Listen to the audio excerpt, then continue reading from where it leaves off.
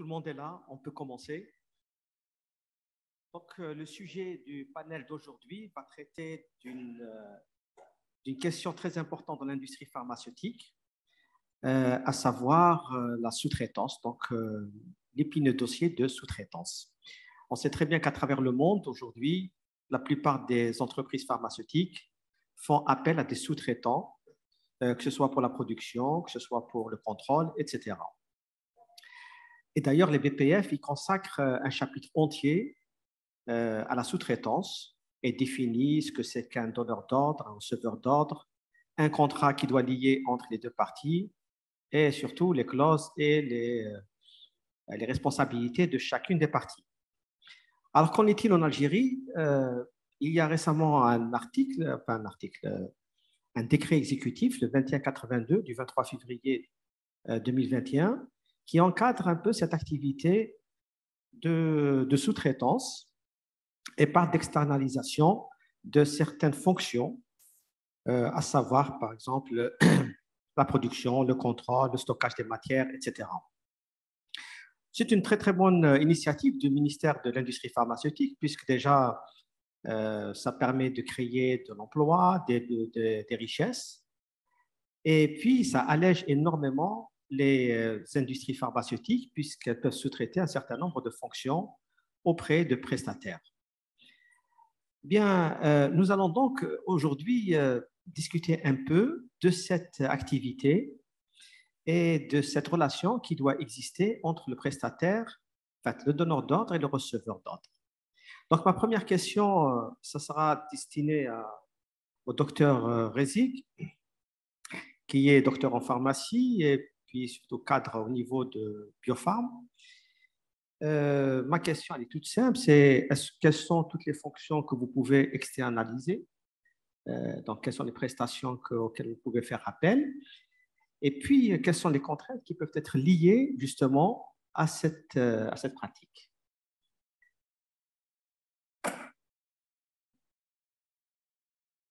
Je vous remercie, professeur. Chers maîtres et professeurs, honorables assistants, bonjour. Par rapport à l'externalisation des activités pharmaceutiques au sein de l'industrie pharmaceutique, aujourd'hui, avec la modernisation des activités pharmaceutiques, leur diversification, l'augmentation exponentielle de la demande par rapport aux besoins en médicaments, l'augmentation et l'évolution des exigences réglementaires pour réguler les activités pharmaceutiques, amènent les industries pharmaceutiques à se focaliser et à consacrer leur énergie sur le cœur du métier qui est la production. Et par ailleurs, ils nous amènent vers le besoin d'externaliser certaines activités dont la maîtrise serait plus importante chez des industries ou des micro-entreprises spécialisées dans telle ou telle activité.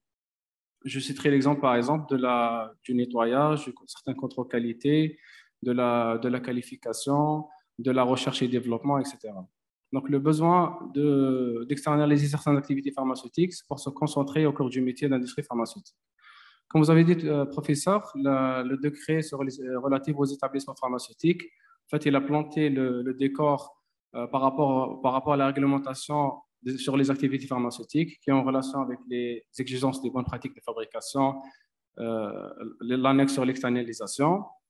Aujourd'hui aussi, il faut savoir qu'il y a certaines activités qui nécessitent une expertise très poussée. Il y a certaines activités qui nécessitent un savoir-faire assez important que nous retrouvons au niveau des universités et centres de recherche, mais aussi il y a certains équipements qui coûtent relativement cher pour certaines analyses ou certaines activités pharmaceutiques dont l'industrie pharmaceutique ne peut pas aujourd'hui rentabiliser l'investissement parce qu'en fait, il s'agit d'un ou deux contrôles durant l'année et aujourd'hui, nous avons la chance d'avoir ces équipements au niveau de nos universités et centres de recherche.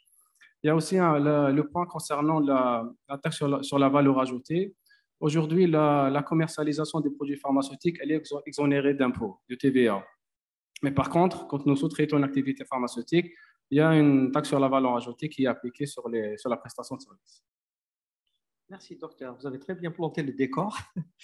Donc, vous me tendez en plus la perche parce que à ma droite, il y a le directeur du Centre de recherche en sciences pharmaceutiques et un directeur de laboratoire, en l'occurrence le professeur Ben Youssef.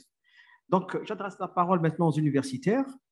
On sait que l'Algérie a dépensé des milliards pour acheter des équipements lourds qui se trouvent aujourd'hui aussi bien dans les centres de recherche, dépendant du ministère de l'Enseignement supérieur et de la Recherche scientifique, tels que le CRAPC. Et puis, il y a aussi les laboratoires qui sont dotés d'équipements et surtout d'une compétence scientifique. Aujourd'hui, on sait qu'on a un potentiel scientifique qui est à même de concurrencer par rapport à ce qui se fait à l'étranger. Le problème, c'est que beaucoup d'industriels pharmaceutiques vont aller sous-traiter des analyses à l'étranger, alors que c'est une prestation qui peut se faire en Algérie. Maintenant, la question, c'est qu'aux yeux de la loi, il faudrait que vous soyez un établissement pharmaceutique pour pouvoir réaliser ce type d'intervention. Donc, quel est votre regard par rapport à tout cela? Donc professeur Djukoun, directeur général du Centre de recherche en sciences pharmaceutiques de Constantine. Merci, Monsieur Daoudi. À vrai dire, vu mon expérience en tant qu'universitaire, et je parle aujourd'hui sous le contrôle des universitaires, parce que la salle ici est pleine d'universitaires. Et je suis sûr que le souci majeur des uns et des autres, c'est que les universitaires puissent jouer pleinement leur rôle pour développer l'économie nationale, donc pour leur faciliter un petit peu la tâche. Effectivement, si aujourd'hui je suis ici représentant un petit peu de la DGRSTT, dans ce contexte national qui a fait qu'aujourd'hui, beaucoup de choses ont évolué en termes d'équipement et la création de plateformes d'analyse physico-chimique. Et c'est un potentiel conséquent. Nous avons sur le plan national l'équivalent de 13 ou 14 plateformes techniques qui vont plus ou moins évoluer dans ce sens.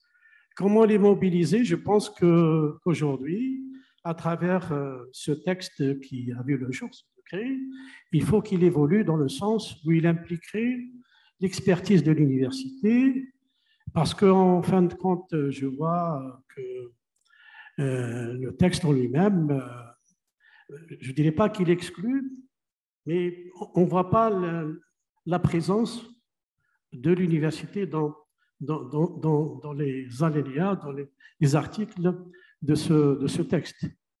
Et à vrai dire, je peux dire qu'on va exclure un petit peu la volonté, le potentiel humain dont dispose l'université pour participer activement dans cette dynamique d'externalisation d'opérations liées à l'industrie pharmaceutique. En l'occurrence, la recherche-développement, qui est le moteur essentiel de l'industrie pharmaceutique. Et je pense le meilleur acteur et le principal acteur, c'est l'universitaire. Je pense que ce texte doit évoluer dans cette direction. Voilà, je vous remercie. Merci, professeur. Il est vrai que quand on regarde certains laboratoires, comme celui de l'École nationale polytechnique ou du CHB ou de l'IDA, Constantine et ailleurs, il y a des équipements qui sont destinés à l'analyse des médicaments qui se trouve que les industriels ne peuvent pas acheter parce qu'il ne peut pas être amorti. Et ça ne sert à rien quand il suffit de faire, par exemple, une analyse du polymorphisme avec une diffraction X. Il ne va pas acheter un appareil aussi coûteux qui coûterait des milliards pour faire une analyse par mois. Donc, tout ça, ça se trouve au niveau des universités, des laboratoires de recherche. Et par la même occasion, je pose la question au professeur Ben Youssef, c'est comment peut-on faire évoluer les textes, quelque part, pour qu'on soit accompagné par le ministère de l'Industrie pharmaceutique pour avoir une accréditation ou un audit, etc., pour pouvoir faire partie de ceux qui seront des prestataires auprès de l'industrie pharmaceutique, parce que le médicament est un bien commun à tous les Algériens. Et ça parle de la santé publique des Algériens. Professeur Ali. Je vous remercie, professeur Daoud, de m'avoir associé à cette discussion fort intéressante et d'un impact très important sur l'économie nationale et sur la sécurité sanitaire. c'est vrai que l'état des lieux actuellement. D'un côté, nous avons un demandeur, l'industrie pharmaceutique, qui, ça n'intéresse pas de s'occuper de certaines tâches qui sont lourdes et qui ne peuvent pas être amorties. D'un autre côté, nous avons des laboratoires universitaires, des centres de recherche qui ont le savoir et le savoir-faire. Parce qu'il faut dire qu'il y a des gens très qualifiés, un potentiel humain et matériel qui peut répondre à ce besoin. Mais si je prends le 2182, notamment dans ses articles 7, 8 et 14, il est très restrictif.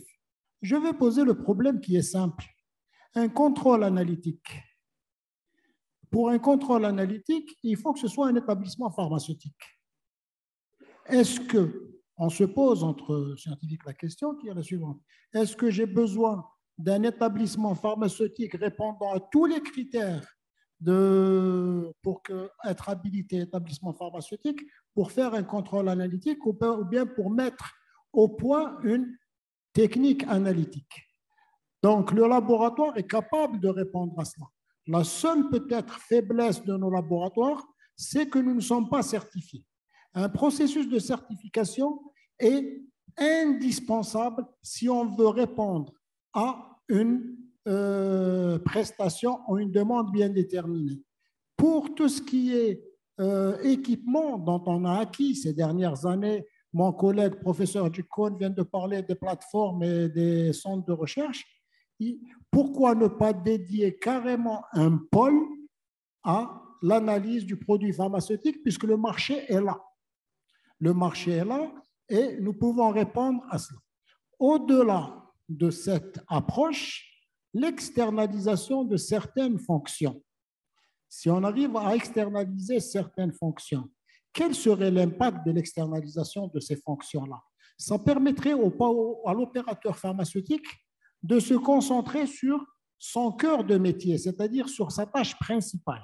Lorsqu'il va il va sous-traiter certaines tâches, il va produire plus.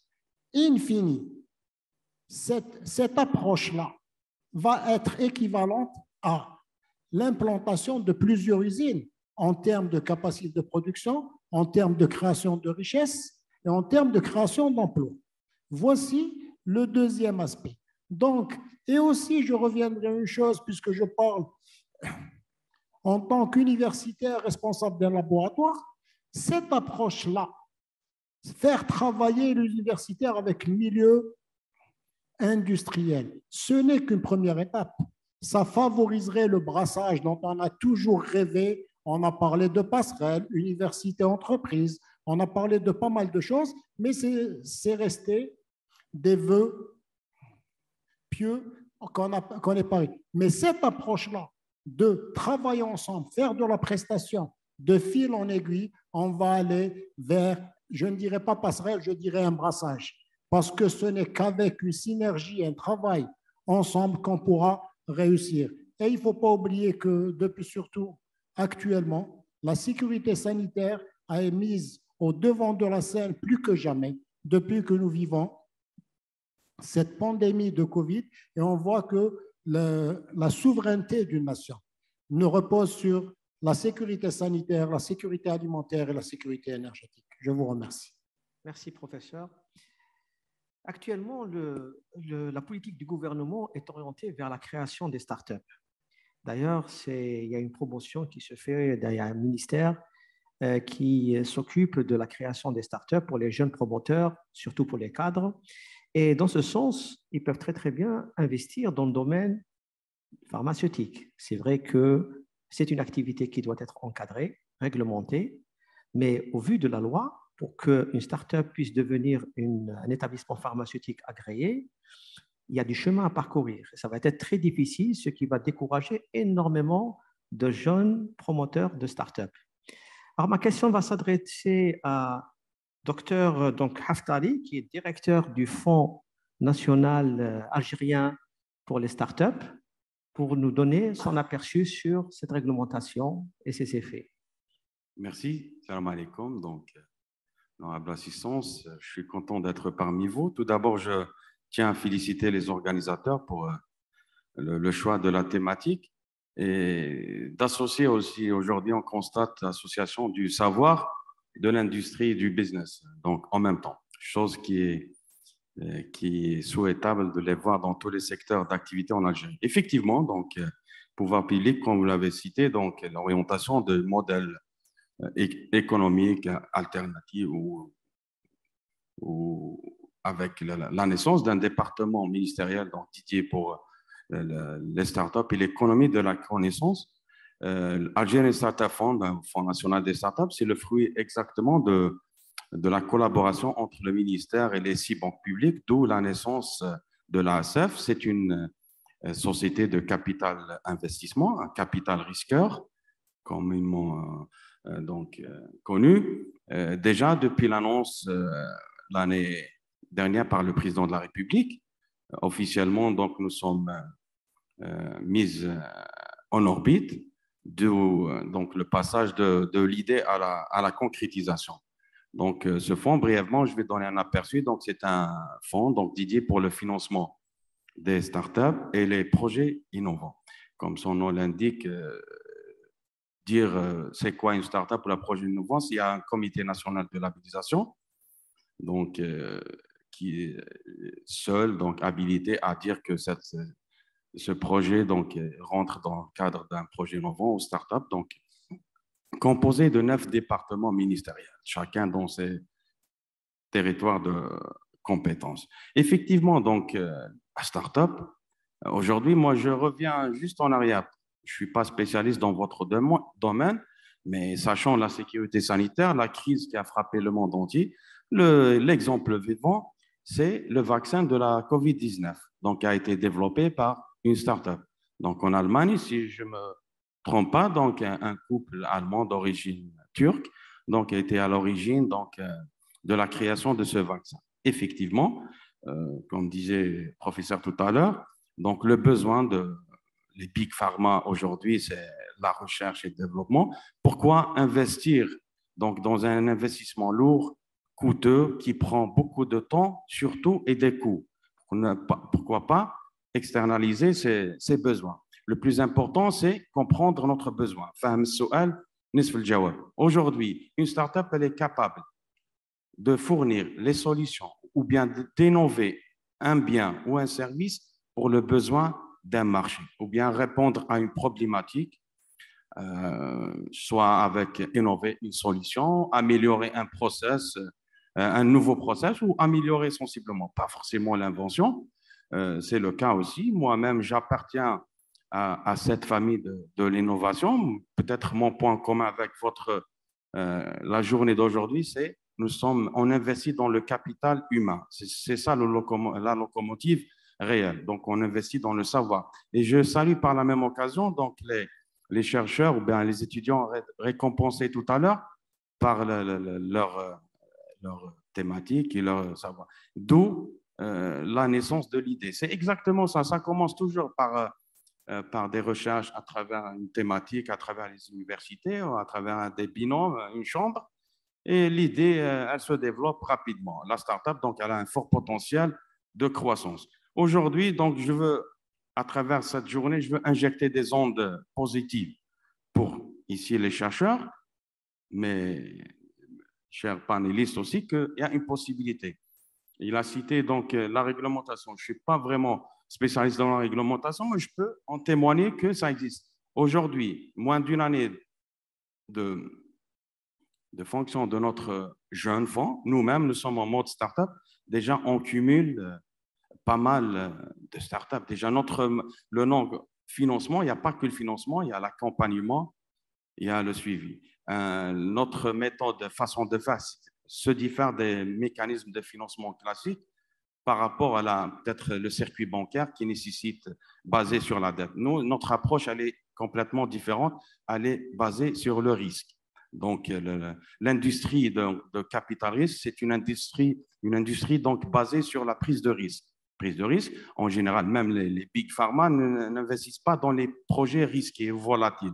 Nous, notre vocation, c'est de prendre risque. Bien entendu, nous sommes gestionnaires de risque, étudier les risques. En premier lieu, c'est le risque réglementaire.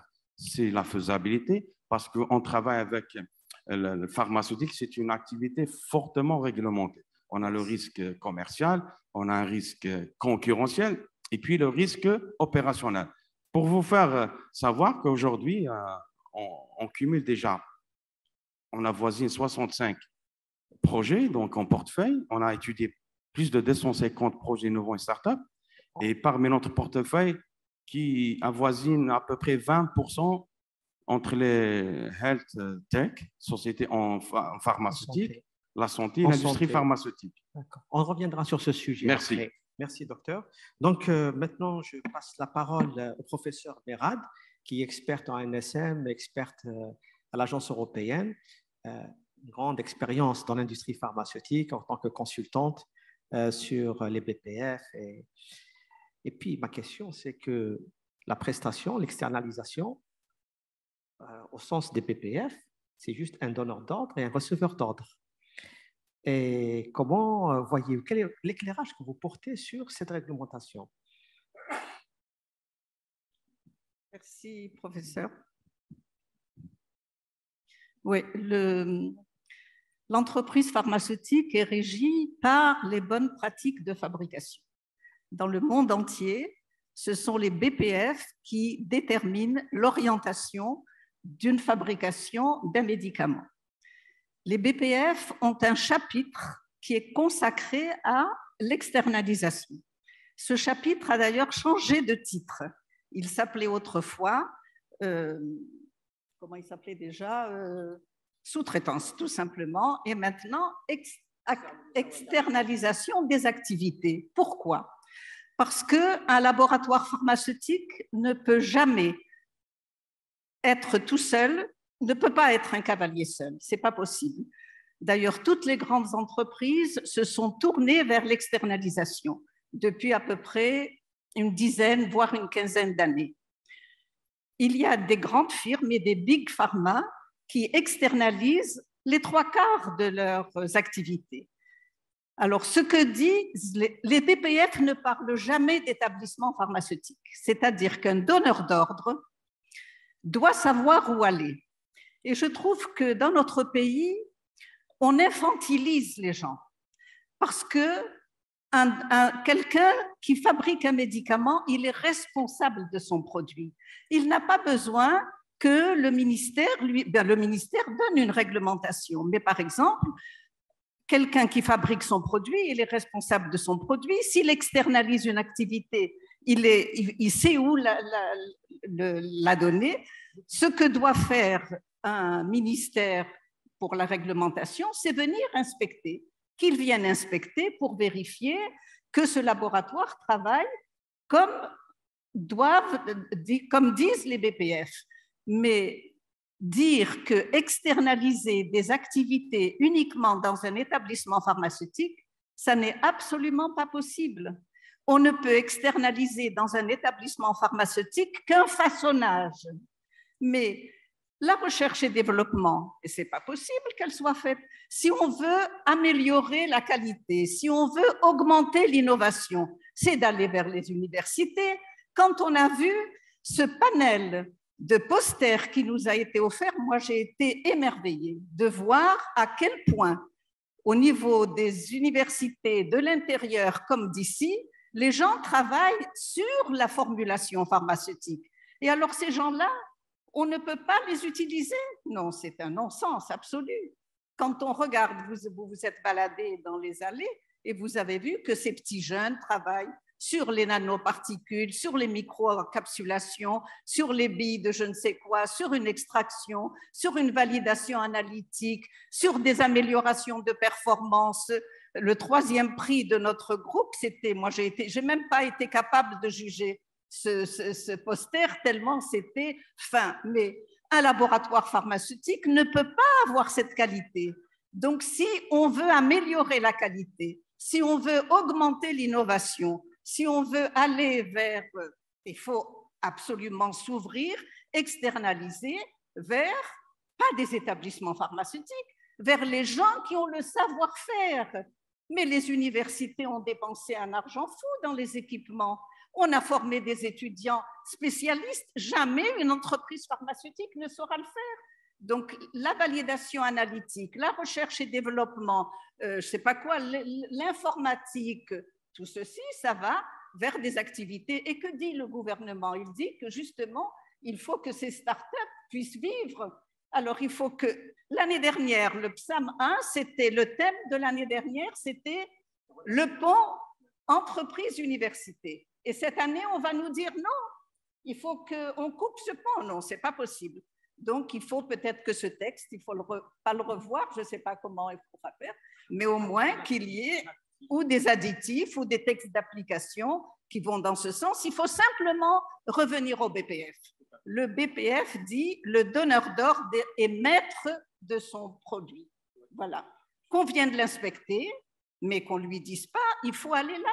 Non, il faut le laisser aller vers l'excellence, là où il y a la qualité, là où il y a le savoir-faire. Et ce savoir-faire, il n'est pas forcément dans une entreprise pharmaceutique. On va demander à une start-up de devenir établissement pharmaceutique pour aller faire aider. Non, ce n'est pas possible. Bon, on verra après avec le débat. Merci, professeur. C'est vrai qu'à vouloir externaliser, on finit par internaliser finalement toutes ces activités et exclure aussi bien l'université, les centres de recherche, les startups. Et ça peut faire que du mal après. Je vais juste ajouter, le nombre de métiers dans l'industrie pharmaceutique est innombrable. Alors, si on veut, donc on va quoi externaliser? Je pense que c'était aller trop vite, quoi, mais parce que si on a le droit d'externaliser tout ou partie, c'est ce que disent les BPF. On peut même tout externaliser si on veut. Donc, on ne peut pas externaliser que vers des entreprises pharmaceutiques, ce n'est pas possible. Merci, professeur. Donc, j'ai fait le tour des panélistes. Je donne la parole maintenant à l'assistance. S'il y a des intervenants qui veulent bien donner leur éclairage. Oui. Moi, j'aurais souhaité à ce qu'il y a 2 représentantes du ministère de l'industrie pharmaceutique, si elles peuvent intervenir.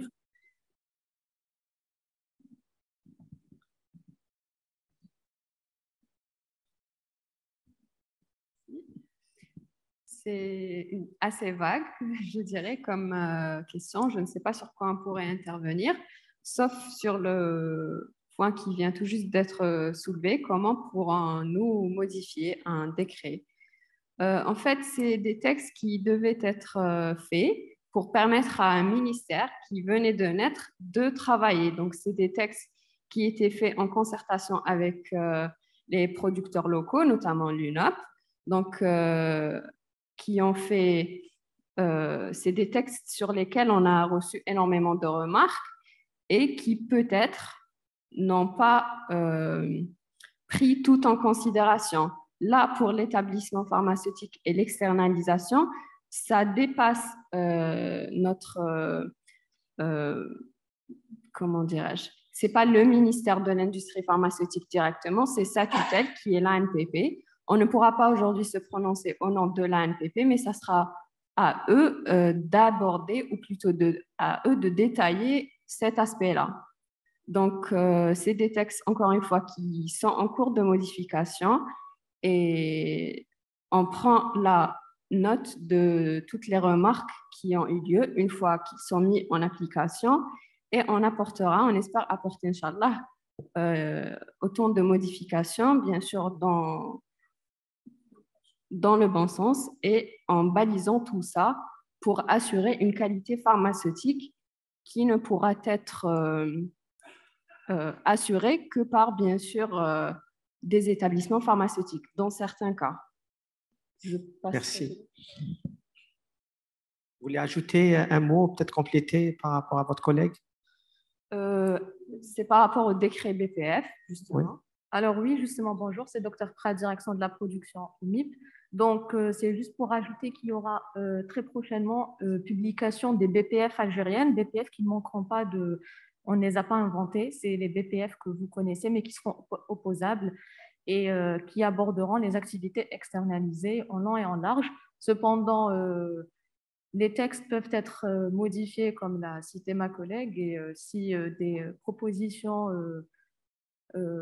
sont données, elles seront prises en considération et se verront discutées autour d'autres occasions. Merci. Merci. Il y a une question ici en qualité de de l'UNOP. J'ai deviné que vous allez intervenir en tant que président de l'UNOP. Vous savez, ça fait 25 ans que je suis dans cette filière. À la décharge de ce qui a été fait dans ces nouveaux textes, on a fait le grand écart, comme on est habitué à le faire en Algérie. On est passé à un désert de textes. La loi sur la santé est sortie en 2018. Il n'y a eu aucun décret d'application entre 2018 et 2020. Et d'ailleurs, jusqu'à maintenant, il n'y a pas de décret. Il n'y a aucun décret qui est sorti. Le nouveau ministère de l'Industrie pharmaceutique, qui pour la première fois consulte les producteurs locaux et travaille avec eux, effectivement, il y a une trentaine entre décrets et arrêtés qui sont parus avec des moyens très faibles, sortir à la décharge des quelques modifications qu'il faut faire. Il y a quand même un arsenal réglementaire moderne qui est mis en place et qui s'adapte à, disons, ce nouveau schéma. On est passé d'un pays importateur à un pays producteur. Donc, il fallait réviser beaucoup de textes, celui des prix, celui des établissements pharmaceutiques. En tout cas, il y a beaucoup de textes. Et effectivement, cet aspect-là, l'arrière-pensée en faisant ce texte, c'était de faire travailler les jeunes universitaires dans l'externalisation, soit des études de stabilité, soit du contrôle qualité, soit de certains segments, même la recherche et développement. L'idée, c'était justement d'encourager et de décharger les producteurs. Mais effectivement, il y a une lacune les universités ont été oubliées et les écoles. Et donc, moi, ce que je vous propose pour aller dans le concret, c'est de mettre en place une équipe de 2 ou 3 personnes qui puissent proposer des modifications sur le texte qui est déjà existant. En tout cas, on fera notre possible pour le défendre et le proposer au ministère de l'Industrie pharmaceutique, qui est à l'écoute. Merci, Président de l'UNOP.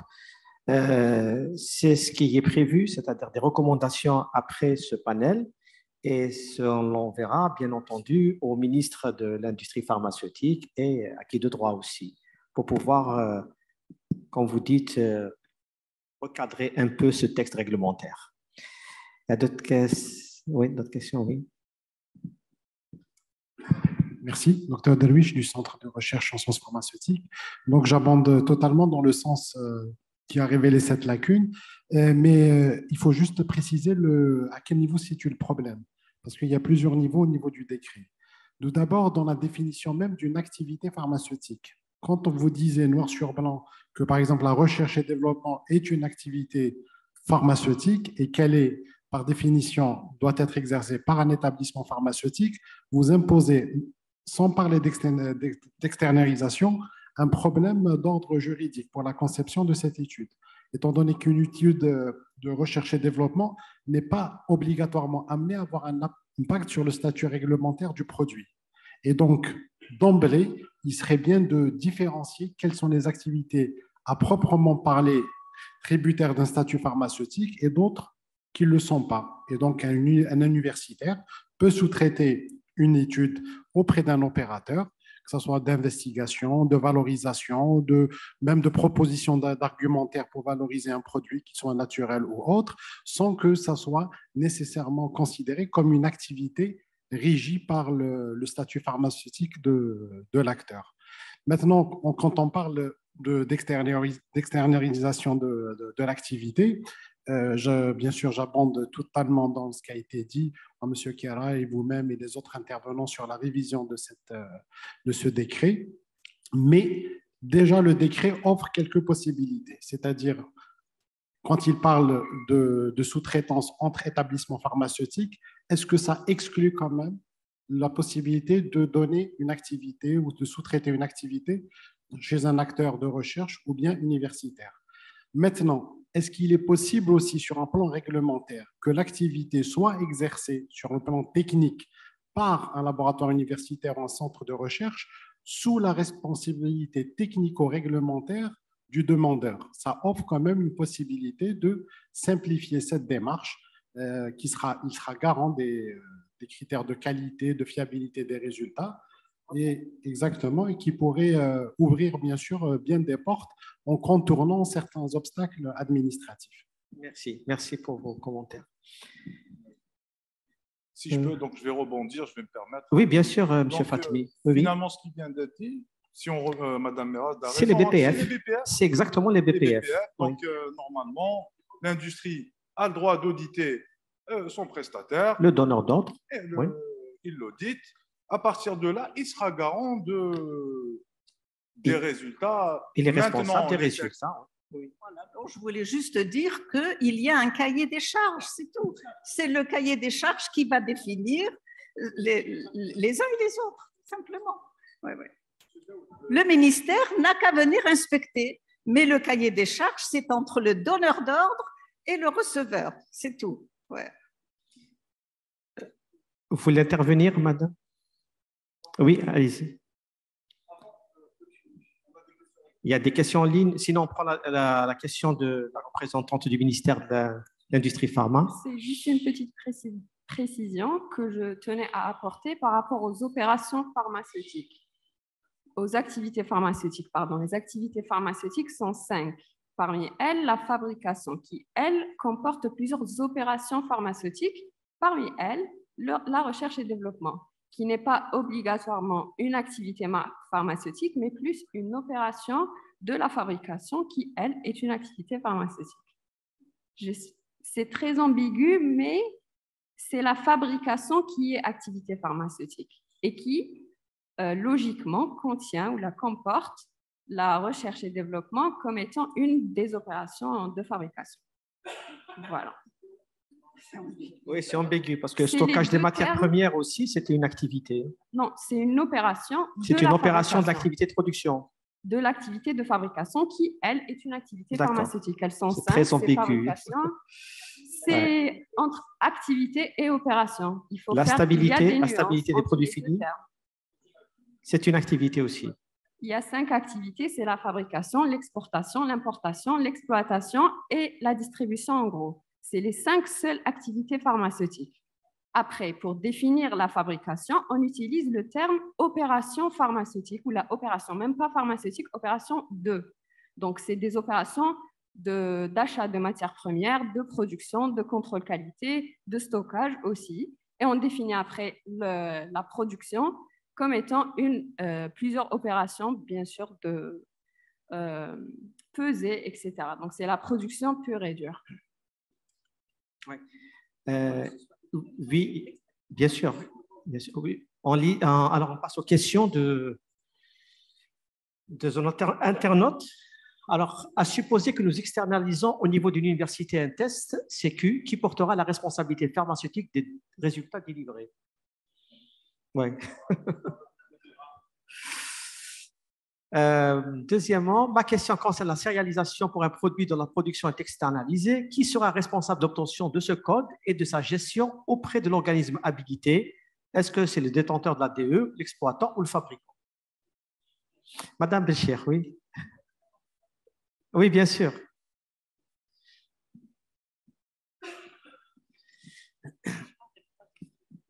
Alors, on peut tout externaliser sauf la responsabilité pharmaceutique.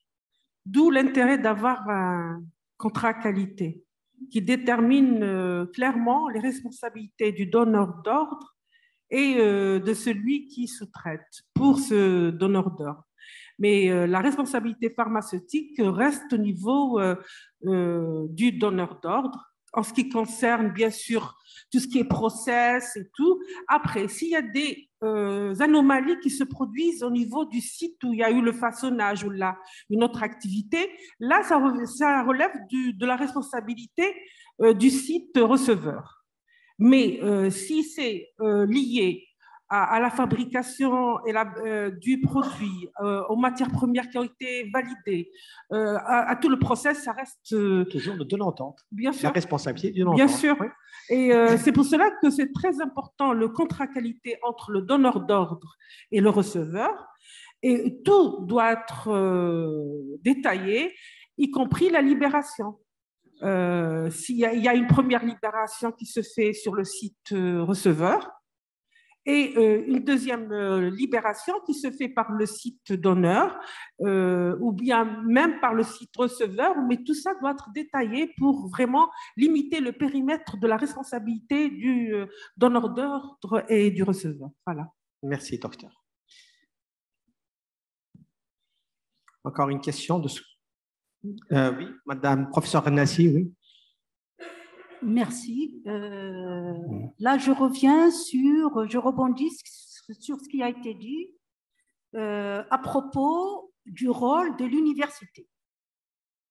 Je constate que beaucoup de travaux ont été énormément de travaux, et je parle en connaissance de cause, du point de vue produits naturels tels que la phytothérapie, du point de vue produits chimiques, le conventionnel, le nanomédicament.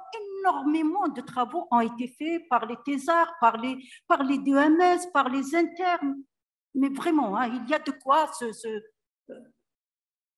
s'épanouir. Mais tous ces travaux sont restés lettres mortes. Et c'est ça le drame.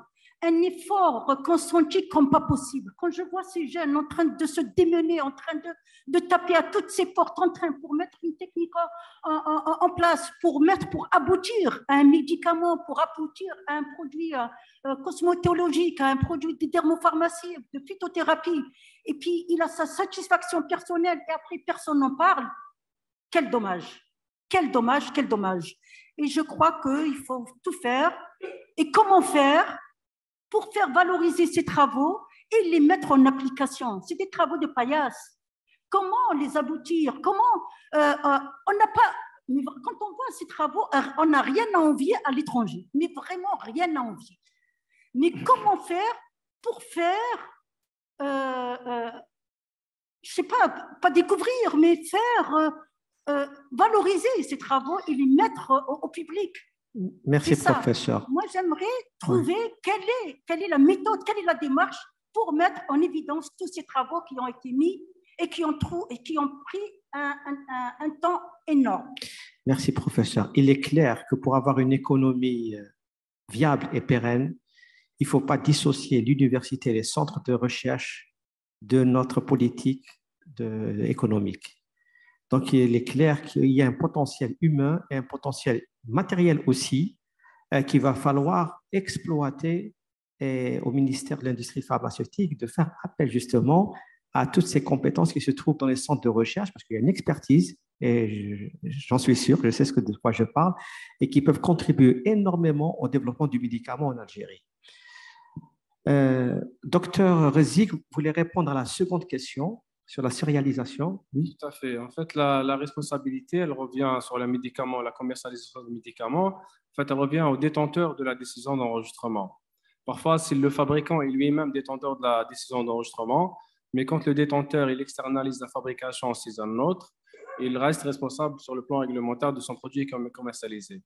Par rapport à l'exploitation, en fait, il s'agit des produits pour lesquels le détenteur de la décision d'enregistrement est à l'étranger. Donc, à ce moment-là, il faudrait y avoir un représentant local qui est appelé exploitant de la décision d'enregistrement et c'est lui qui va partager la responsabilité réglementaire avec le détenteur dans le pays d'origine.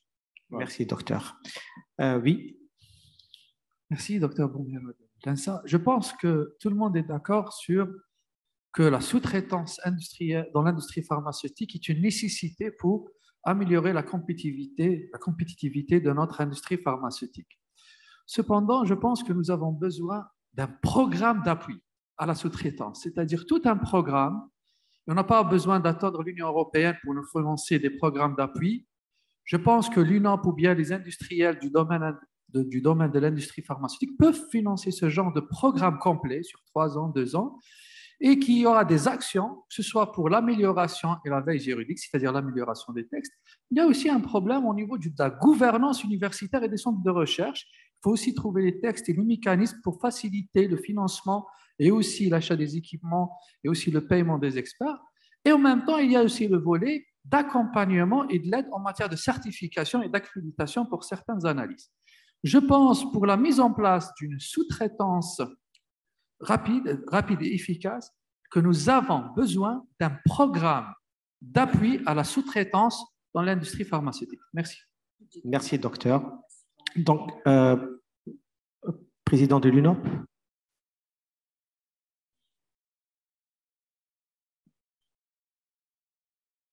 Il a parlé d'un programme d'appui de l'UNOP, si c'est possible. J'ai attendu que quelqu'un pose des questions en fait, qui intéressent plusieurs personnes qui sont là, en supposant qu'on signe, une entreprise signe un contrat avec une université ou une école pour la sous-traitance.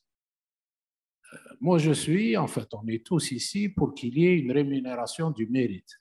Alors, quel est le pourcentage qui arrive à celui qui fait le travail, au chercheur? C'est une question très simple. Et est-ce qu'il y a une réponse aujourd'hui? Est-ce que le chercheur, le système est fait pour encourager la recherche et encourager le mérite dont doit disposer un chercheur? D'accord, docteur. Il y a le recteur de l'université de Bobsowal qui peut répondre à cette question. Justement, on était en train de discuter en aparté avec M. Kerrar, et effectivement, cette histoire d'encouragement, bon, une prestation, avant c'était 50% de prime d'intéressement. Alors maintenant c'est 30%, c'est-à-dire, non 30%, 30. Il y a 30% de prime d'intéressement, c'est le nouveau texte proposé par le ministère des Finances. Et en plus de ça, vous avez 60% pour l'établissement. Et encore, là aussi, il y a une modification. Parce qu'à la limite, bon, ça pourrait aider l'université à combler quelques trous. Mais là, non, on n'a pas le droit de les utiliser. C'est nouveau, on les budgétise. Et bon, normalement, théoriquement, je dis bien théoriquement, on nous les redonne dans notre budget de l'année prochaine. Bon, mais quand le budget arrive, on leur dit, bon, où sont les fonds propres, enfin, où sont les recettes? Bon, on vous dira, on calculera pour dire, voilà. Pardon, voilà, ah oui, je m'excuse. Donc, en fait, dans l'intéressement, donc l'intéressement a diminué dans ce sens-là. Donc, ce que je vous ai dit, c'est maintenant le chercheur, enfin, et encore, ce n'est pas le chercheur, parce que dans une prestation, on rémunère tous les intervenants. Donc, vous avez des administratifs qui rentrent dedans, le comptable, etc. Donc, à la fin, le chercheur, celui qui a exécuté l'opération, bon, il arrivera avec... Alors là, est-ce que ça va augmenter les prix, les tarifs des prestations? Probablement, parce qu'en fait, c'était quand même une chose intéressante qui commençait à se développer un peu entre les universités, les centres de recherche et le secteur économique, parce qu'il y avait une prise en charge. Bon, parce qu'il y a quelques exemples, d'ailleurs, au niveau de notre université. Il y a eu un contrat, ce n'est pas de la pharmacie, c'est de la géophysique, un contrat avec Sonatrach, 12 milliards de centimes. Ça a permis de rémunérer pas mal de chercheurs, de doctorants, etc. Mais ce 12 milliards, c'était peut-être, parce que c'est un relevé, c'est un nombre de points sur tout le territoire national qui aurait coûté à la Sonatrach 10 fois plus cher s'ils avaient sous-traité avec un bureau étranger. Donc en fait, c'était très intéressant pour les secteurs donc, de traiter avec les universités, parce que bon, point de vue donc, tarif, ça serait les meilleurs. Mais là, on nous pousse un peu à nous aligner avec le marché, et ce n'est pas dans le sens d'encourager les choses. Bon, autre chose, voilà, je voulais aussi dire un mot. Tout à l'heure, j'ai entendu donc, l'intervention de Madame Merad. Donc, je suis connu il y a longtemps. Je suis passé une fois chez vous à la fac centrale il y a très longtemps. Je crois que je préparais mon doctorat. J'avais besoin d'un appareil chez vous. Voilà. Et donc, vous avez parlé des startups. Effectivement, les startups, bon, dans l'externalisation, c'est ça. Les startups, en fait, on parle de startup actuellement, mais une startup, c'est pas une entreprise qui va devenir. Ça ne va pas devenir obligatoirement une grosse entreprise. Parce que développer les startups, c'est développer justement les sous-traitances autour d'une grosse industrie. Moi, j'ai toujours dit, quand on a une grosse industrie, que ce soit pharmaceutique ou mécanique ou autre chose, l'idéal, justement, c'est de laisser ces jeunes développer donc, leur start-up. Donc, il y a l'incubateur, donc il y a une idée, et puis bon, ils développent quelque chose qui est quand même d'une taille relativement modeste au départ, et il interagit donc avec la grosse industrie, parce que la grosse industrie a toujours besoin, là où vous allez, a besoin toujours de sous-traitants. Elle ne va pas tout faire elle-même. Il n'y a pas, comme a dit mon collègue professeur Daoud, il n'y a pas une internalisation à 100%, bien au contraire. Et ensuite, cette externalisation va permettre à la start-up d'acquérir un savoir-faire qui pourra lui permettre ensuite de bien se développer. Il y aura une start-up qui travaillera peut-être avec Biopharm, au départ, sur quelque chose. Ensuite, bon, rien ne lui interdit de travailler ensuite avec d'autres boîtes pharmaceutiques en développant. En plus, ça lui fera de l'expérience et c'est ce qui permet le développement de pas mal de choses. Je ne sais pas, moi, bon, au niveau pharmaceutique, par exemple, on peut externaliser un contrôle de matières premières. Enfin, il y a plusieurs points et ça, bien sûr, c'est des cahiers de charges. Merci, professeur. Donc, on va clore le débat. C'est vrai que c'est un débat. Monsieur Haftari, juste un mot. Merci beaucoup. Je voulais juste rebondir sur l'intervention du professeur. C'est exactement ça, donc, le rôle des startups aujourd'hui. Donc, à mon avis, donc, la startup le pharma doit se concentrer sur le cœur de métier et externaliser à travers les startups. Qui peut prendre le risque? L'université, on peut en aucun cas, à mon avis, je ne suis pas spécialiste, on ne peut en aucun cas dissocier la recherche et le savoir. Donc, la startup, c'est qui? Madame, je comprends parfaitement votre déception et votre appel. Donc, c'est un SOS. Effectivement, donc, lorsque vous dites le savoir associé, moi, je comprends dans ma position en tant qu'investisseur. Moi, j'ai traité moi-même. Je peux vous informer que j'ai dans le portefeuille des startups dans la santé, dans l'industrie pharmaceutique, avec le nouveau code d'activité qui déjà présente un produit pharmaceutique en phase d'homologation. Ça, c'est une excellente chose, mais c'est des gens issus du savoir de l'université algérienne.